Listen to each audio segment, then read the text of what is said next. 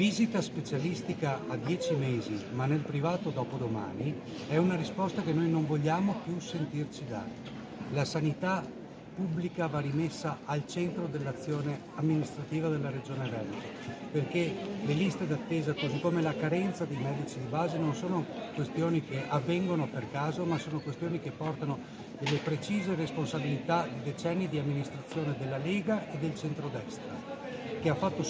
fatto solo propaganda, hanno fatto solo inaugurazioni, hanno elargito fondi ai privati e al privato confezionato e hanno trascurato quella che è la sanità pubblica, che è la prima esigenza per i cittadini, il fatto di rimanere in salute, il fatto di poter diagnosticare e prevenire eventuali forme di malattia. Vanno rafforzati gli organici Spisal a fronte della strage che ogni giorno, ogni settimana in Veneto vede morti sui luoghi di lavoro e infortuni molto seri e invalidanti sui luoghi di lavoro.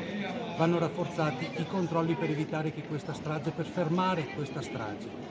Noi come lista Pace, Salute, Lavoro riteniamo che la cosa pubblica, la spesa pubblica nella sanità, nel sociale, nella prevenzione vada rimessa al centro. I soldi non vanno utilizzati per le armi, ma vanno utilizzati per questa e per le altre prime necessità che le cittadine e i cittadini hanno.